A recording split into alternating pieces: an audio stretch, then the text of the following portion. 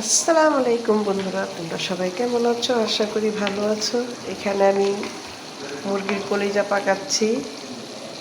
ছোট ছোট করে কেটে নিচ্ছি মুরগির কলিজা। আর হচ্ছে চিংড়ি মাছ। চিংড়ি মাছ দিয়ে আজকে আমি পাকাবো। ছোট ছোট করে আলু কেটে নিয়েছি। এই আলু দিয়ে চিংড়ি মাছ আমার প্রিয় মাছ।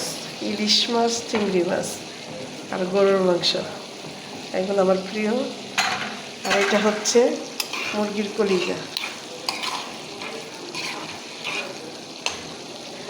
মুরগির কলিজা চিংড়ি মাছ দিয়ে আলু দিয়ে পাকাচ্ছি।